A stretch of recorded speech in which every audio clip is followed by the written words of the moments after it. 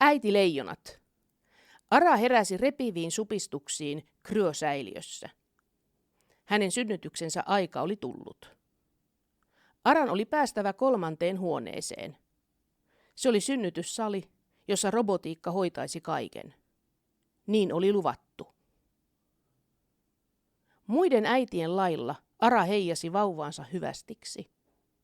Edessä oli kaikkien paluu kryosäiliöihin loppumatkaksi. Äkillisesti alus vavahti, ja androidit paimensivat heidät turvaan. Analyysinäytöt vilkkuivat meteorisateen aiheuttamista vaurioista. Kryosäiliöalue oli murskautunut. Äidit kokoontuivat keittiöön.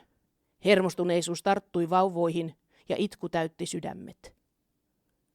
Alus oli varusteltu kuljettamaan hereillä olevia vain siihen asti, kunnes vauvat kestäisivät kryounen. Ara sanoi tarvittavan ääneen.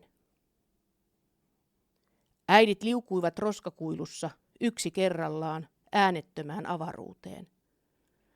Vauvat selviytyisivät äidin maitokorvikkeen ja androidien huolenpidon turvin. Heidän oli uskottava niin. Oli.